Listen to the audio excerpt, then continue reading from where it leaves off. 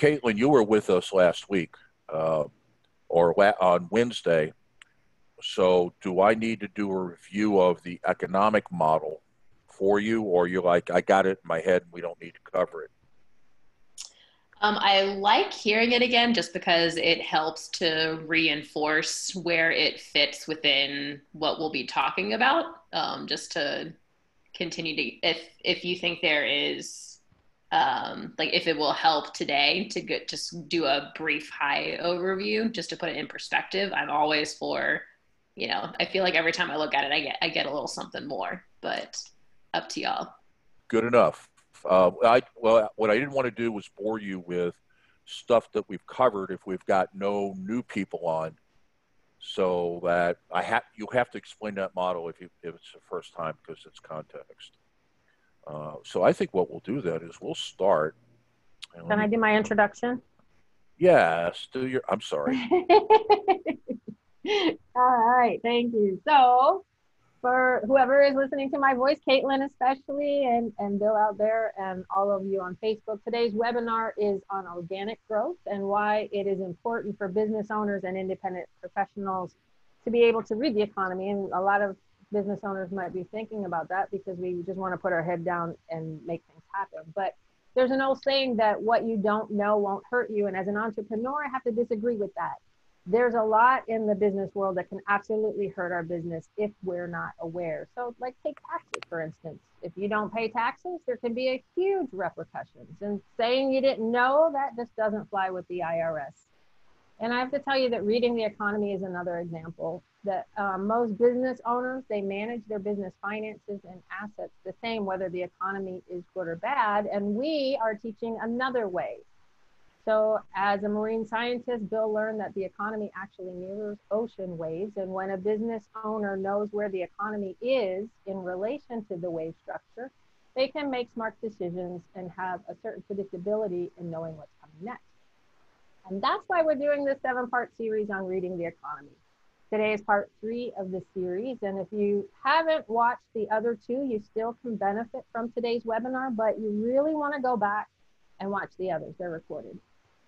Knowing what to do and when is crucial for your business. And it's never too late to start reading the economy and making smart business decisions.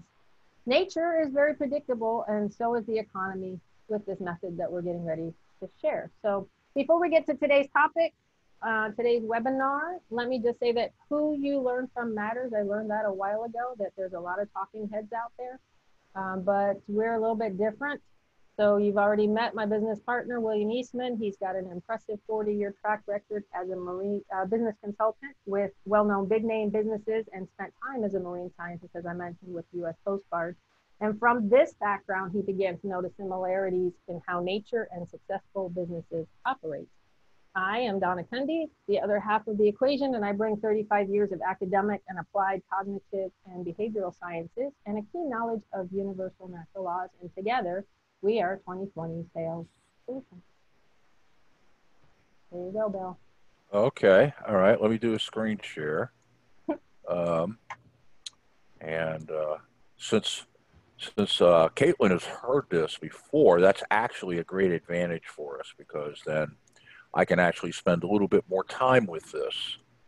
So let me go right to here, start the presentation there, and Caitlin, please jump in at any time, because we can have a little bit more in-depth conversation about this, because one of the things that affects this model is government policy. In other words, typically, probably the best way of looking at government involvement in the economy is that it works better if it's subtractive. They do less, they take things out, than it's additive. Because typically what happens when they add stuff to it, they exacerbate the problem, which I'll hit. So as Donna talked about, when I was reading, I started with what was called the Elliott wave. So that may be something, Caitlin, you might want to do a research on. And he was one of the first. There was a crazy Russian, Markov, who also did this. So the wave theory about the economy, there's a lot of research, some of it up to 100 years old. It's pretty solid stuff. Does it predict everything? No, it doesn't. but does it do a pretty good job of describing what happens? Oh, yeah, it really does. And I've been playing with this model since the downturn of 1990 with George Bush Sr. when he increased taxes. And one of the things that you could have predicted, because he did it in 90, is that when he was coming up for reelection, that there would be a downturn in the economy. And the issue here is that unless the government takes really stark action, the time lag between a government policy and the impact is usually 18 months. We're going to see something different, I believe, as we come out of COVID-19, because we're going to try to restart the economy. So it could happen in as little as 6 months.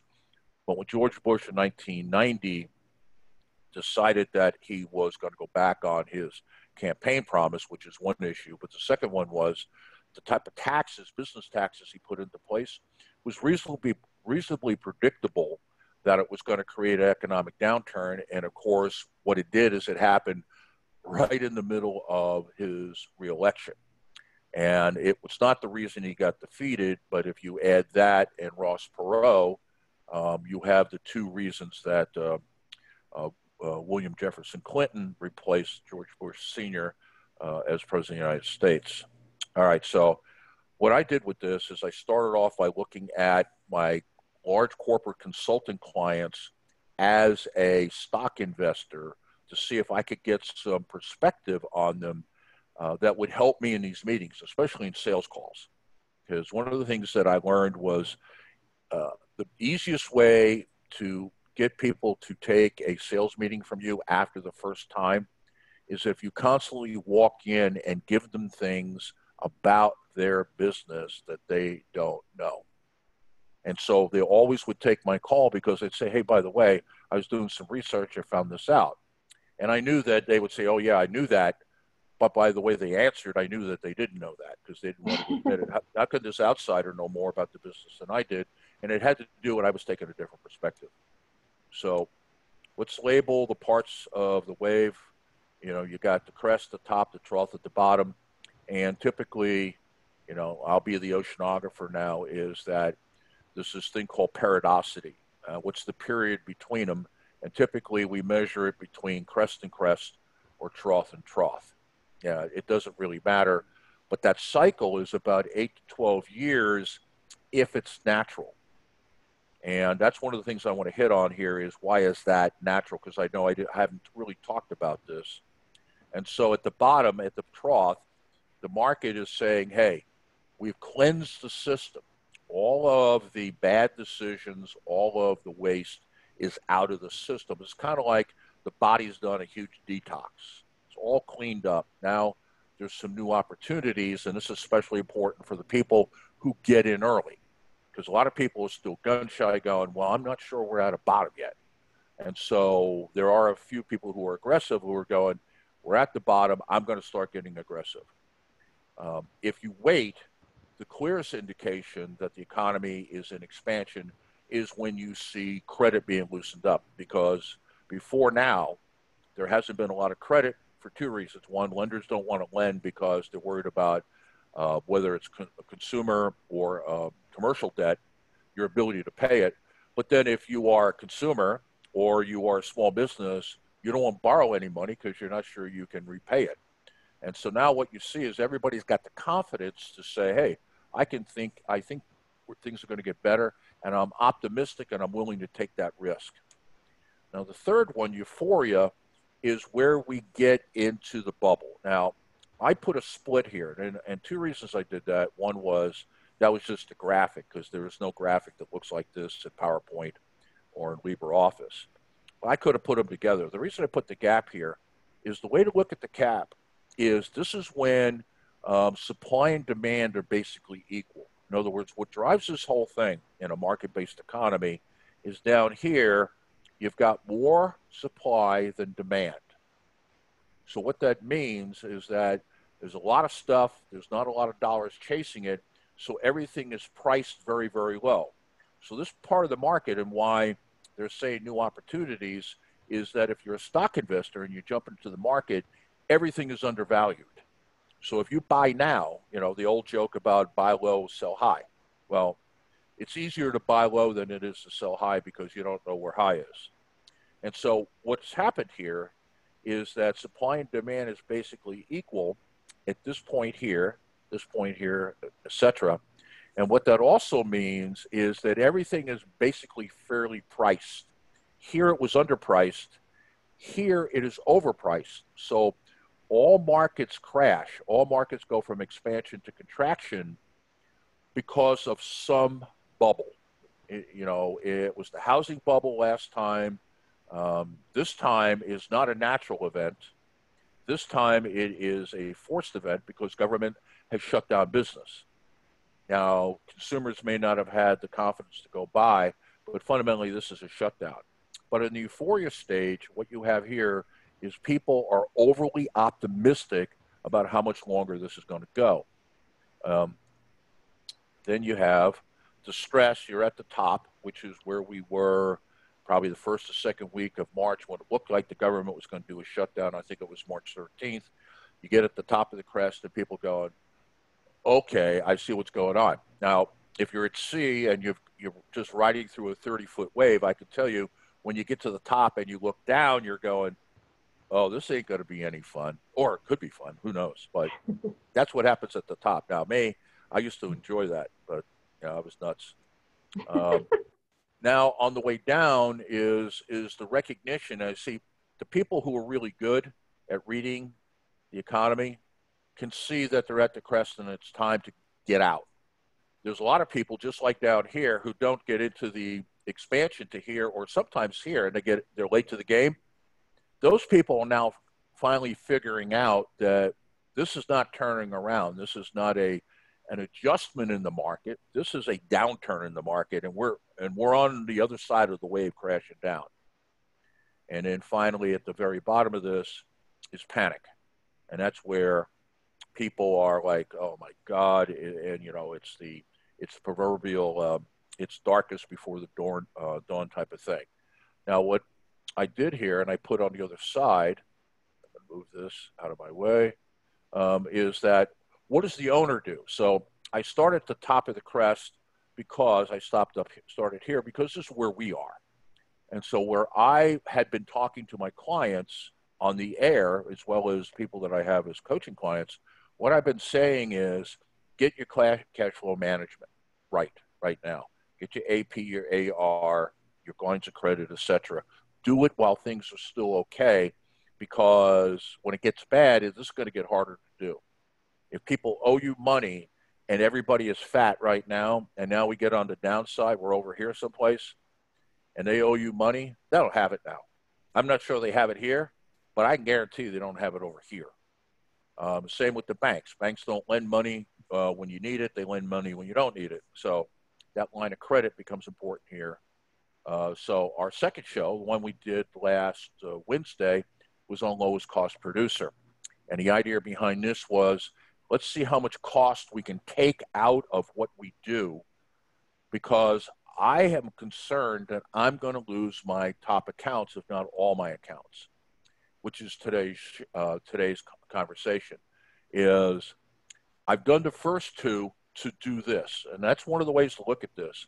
I got my cash flow under control, my accounts receivable, accounts payable, lines of credit, and I've looked internally to say what costs can I take out. Why? Because I want to have this meeting, because I want to go to my best accounts, I want to hold the business. And then on Wednesday, we'll go to the last piece of what do I do on the downturn. When we're on this side of the curve, what should we be doing? And that is, how do I re-engineer the current offer? So that is kind of the focus. I'll just pop the others up. Then on the other side, what do we do? We'll talk about those the following week. But really my emphasis has been on that and that alone. Okay, so let's move this down. Move this over. Hey, can we go back to the last slide just for 1 second? I was going to take a screenshot of it real quick just to reference later. Oh, yeah. let me put it back up for you. Well, you know what? You can also, I'll give you a PowerPoint on this or a PDF. Sure. Say that's A-okay, of course. Say I'm trying to annotate on my notes here. Okay, so I'll leave For this up, everything. and when you've got the screenshot, let me know. Okay, perfect. So just Oh, one more, and bump. then okay, I'm good. Good. Thanks. All Yes, right. sir. All right. So now let's jump down to Thank today. you. Down the wave. Here we go. So here we are. We are now looking. We're in our ship. We're in the North Atlantic. We're in 35-foot seas. We've broken the crest of the wave, and now we're looking down the other side. So how do we kind of slide on down? And in the old days, they would call this a Nantucket sleigh ride because that had to do with whaling, but kind of the same issue. Let's see here. Get this out of the way. So what I'm doing here is I'm doing a mixture of hyperconservative and hyperaggressive action. So I'm doing two things at once. This approach of being as conservative as I can possibly be on the stuff that I need to preserve, and knowing that I can't preserve a lot, I got to get hyper aggressive on the other stuff. So I'm going to do whatever it takes to hold my best accounts, and then find ways of helping them so they can help me. So we're really talking about changing the nature of the relationship now. And the fact that I'm taking the initiative and this meeting is happening because I'm calling for this meeting, and I'm calling for this meeting before they are calling me up going, we're going to cancel those orders. Okay. So we're going to cover three things here: closing gaps, sharing data, and then how to collaborate. So on closing gaps, okay, three types of gaps. There's a delivery gap, all right, and that is external. So one of the things that I want to do in my conversation with them is I want to talk about what do they like or don't like about how we deliver what we're doing. Okay, that whole process. I also want to ask about what they think of the people doing that. And so on the delivery side, it's usually two questions. One is on, did we fulfill the promise? Whenever we sold this to you, we promised something. Did we fulfill that promise? What time, Donna? Do you have the time? Yes, it is. I can't pull it up on the screen. It is 20 past. Okay. All right.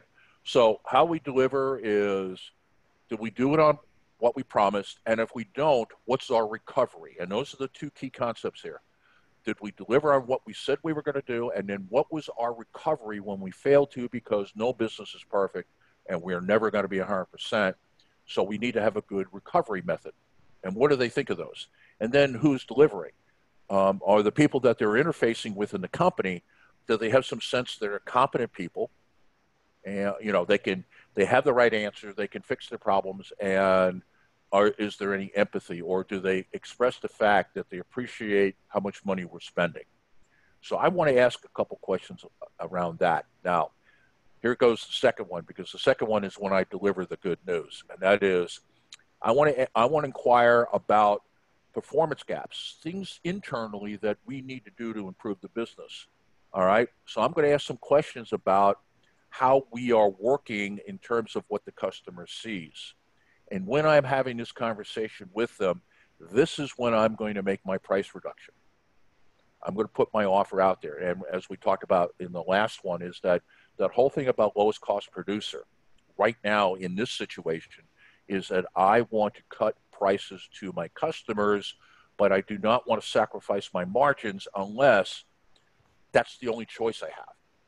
And we're probably going to do this in a couple of rounds. The first round is I'm not giving up all my margin, because then I don't have any, no more arrows in my quiver.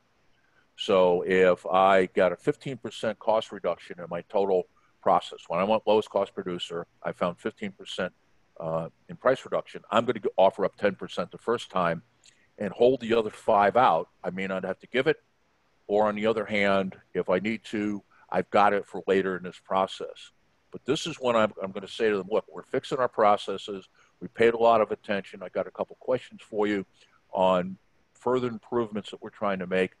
By the way, the improvements that we've been undergoing for the last couple of months is that everything that you've ordered that has not been delivered is now at this price reduction, or everything that you haven't received yet is at this price reduction. And it changes the nature of our relationship right there.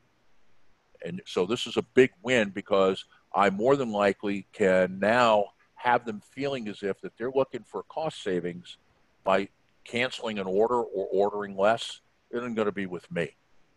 And then finally, what I want to do is I want to ask around management gap, and that is questions around how is the relationship with them being managed, and that how am I managing the business? And you may have some questions in these. The first one you definitely will. The second one you may or may not. But this is what I want to do to close the gap. And the gap is nothing more than is they're expecting something out of us. We're expecting something out of them. And no matter how good the relationship is, that there are going to be places where it's unfulfilled. Can I get in a conversation to identify what those things are? And in the process, I have a great prize for them. I've just cut prices. Any questions on this one?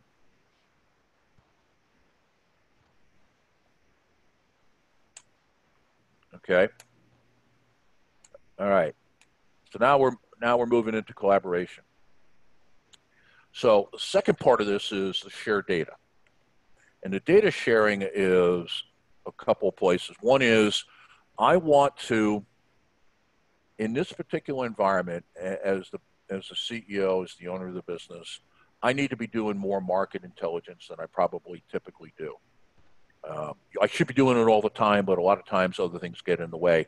Now I should be doing it. And so what am I trying to figure out? I'm trying to figure out, for example, it appears that Congress is going to approve another $460 billion in the next round of money stuffed in the economy. Now, not all that is going to business owners. I think about the same amount is going to go as went last time, and then some of that's going to other places. But I need to know about that because, for example, in my conversation with my client, it could be that they're not familiar about any of these programs or parts of those programs, and I can go, hey, do you have payroll protection? Have you gone and done that? Well, I can tell you how that's working because it's going through the banks, and so you're not going to get it individually. You're going to have to work through your bank, etc. Okay? So those type of things I want to pass on to them. Also is I've been doing research on my own customers and my competitors to find out what they're doing. I also want to do that on this client that I'm paying a visit on. I want to also collect that information. And I want to say, hey, and I want to preface it in a way to say, hey, I know that you're paying attention to this stuff, but I was just wondering if you knew, and then you go in and you add this piece, and they're going, oh, okay. And so I'm constantly upgrading them, and it was where I was talking in the beginning is that one of the reasons that I could get a meeting in the C-suite and the clients that I was either trying to sell to or I had some sort of contract with is that they got something from every conversation we ever had. That's why I know they would take my call. If they didn't take my call, they weren't going, that's a damn Eastman again, I'm not going to take the call. It's kind of, they couldn't take the call because I gave them a nugget that they could use for themselves. On the product side, I want to see what we could do to improve. And so here's some of the improvements that we made in our processes. How did we give you that discount?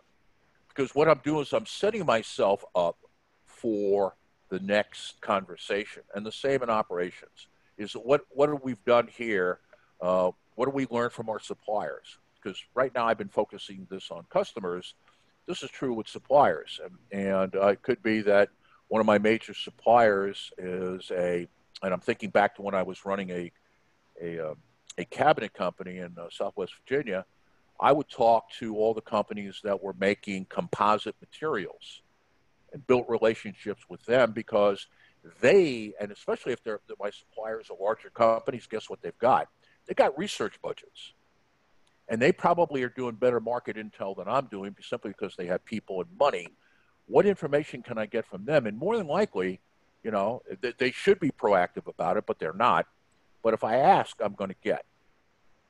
All right, so let me go over here, collaborate. This is a payoff. And we talked about this a couple times. One is, how do I bring the client inside of my operation? And so, for example, is there anything that I'm doing that I could insource that I don't have to do anymore?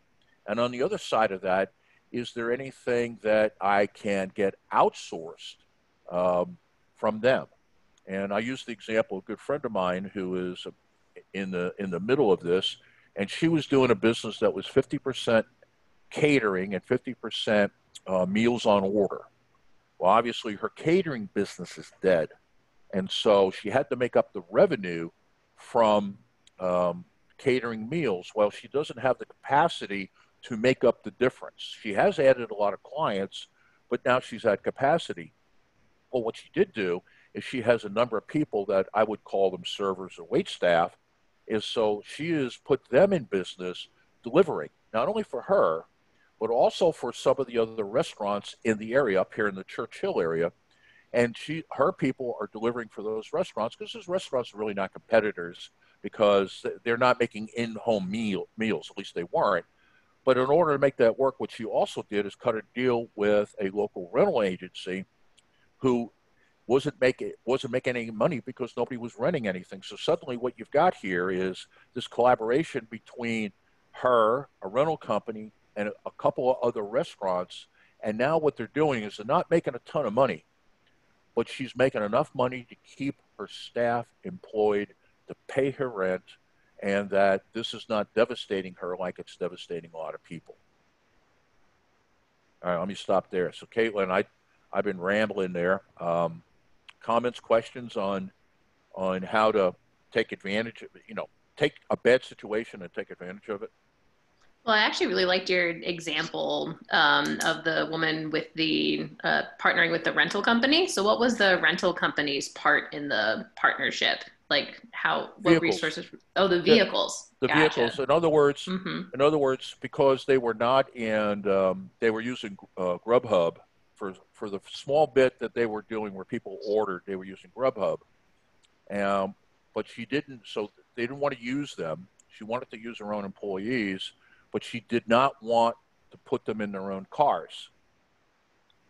That's really smart. Okay. And so now she would have, but what she did is she had rented vehicles from a local agency, and it was a Avis budget, and they're all locally owned. So you're dealing with a franchisee as opposed to the national corporation, and they were dying because they couldn't rent anything. So she was starting to rent small trucks, panel vans. And so she got a reduced price, and she's covering the price of that, plus the salaries with her wait staff on the delivery side. Good for her. I love it. Yep.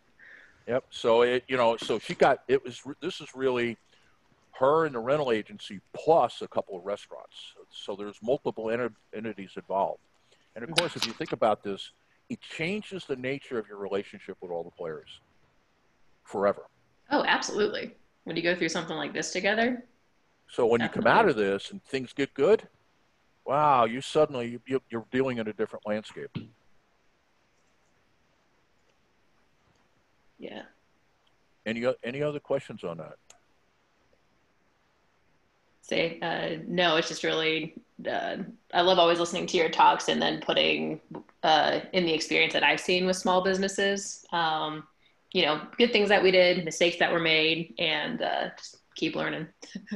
Oh, absolutely. So I appreciate it. Mm-hmm. And where we're going to go on Wednesday is now all of this that I've done, I can now look at the business, because really what we're talking about here, let me take this down, go back here.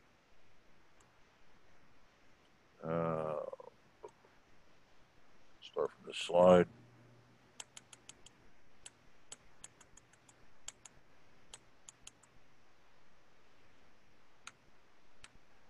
All right, so now when we're here, re-engineering the offer, we're absolutely at the worst part of the contraction, recession, depression, whatever term you want to give it.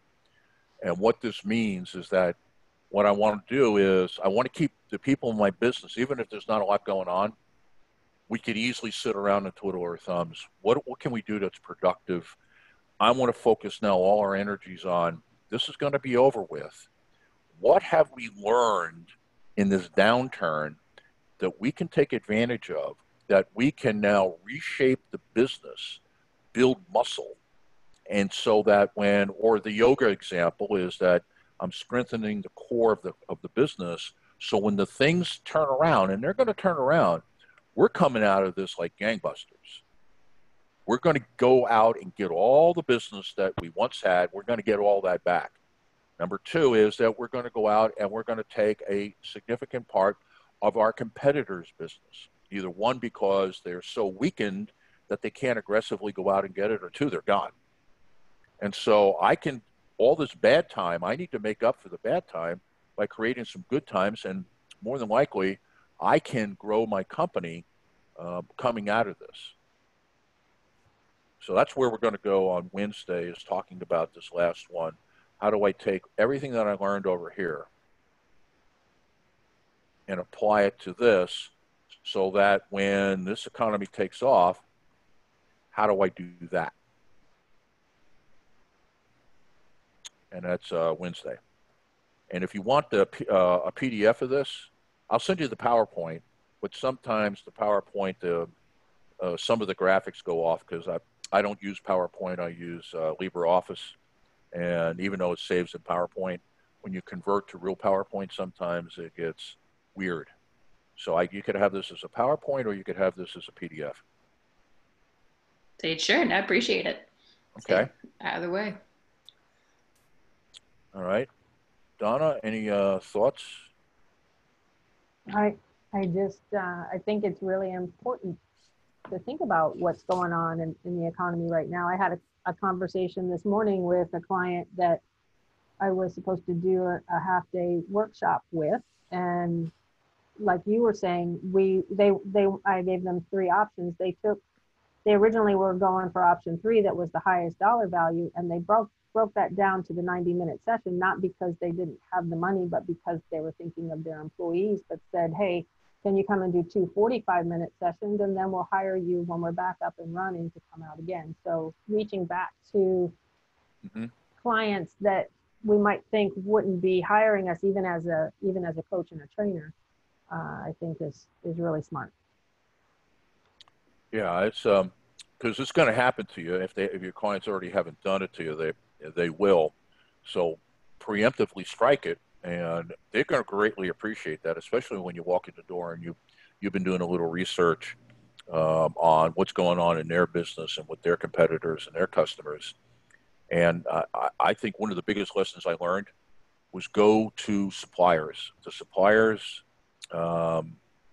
they have money. These are large corporations. They do market intelligence. And if you are buying from them, or your customer is buying from them, they will give you that data because they want to hold the accounts just like you want to hold the accounts. Right. Yeah. And this particular company is a nonprofit, and so they're still ready to. They didn't even talk about reducing rates. They're paying full price. They want upsells. They want to market me from the coach. He's like, hey, can we market you as a coaching? Can we upsell the assessments? Can we do it? So there's a lot of people out there thinking that companies don't have money. So that's the other side of it as well, that there's still even nonprofits that are doing well. Well, what's really crazy right now, not to put down people in government or some of the other agencies, but almost every government employee in the United States, whether it be federal, state, or local, is still drawing a check.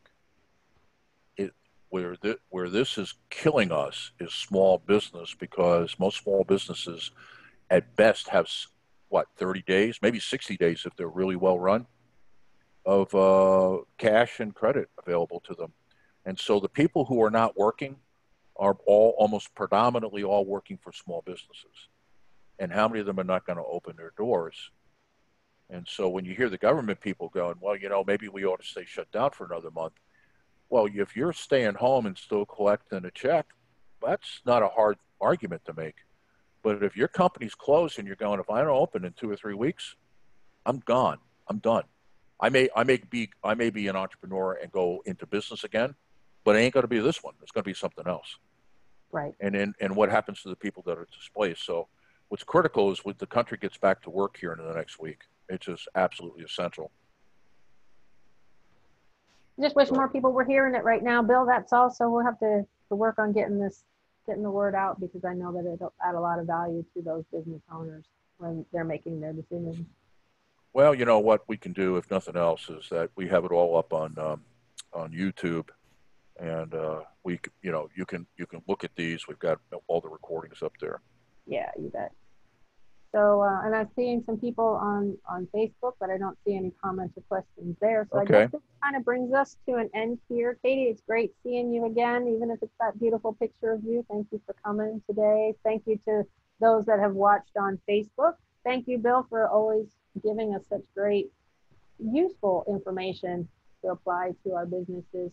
We invite you to come back on Facebook at 2020 Sales Solutions every Thursday about 1:45, where we're going to go live on our radio show 2020 Sales Solutions. This week we have Pay and Shy coming in from Squeeze In Restaurants, and they're going to teach us how they have been using their email list, and they're calling it crisis communication, to keep their restaurant business afloat during these times.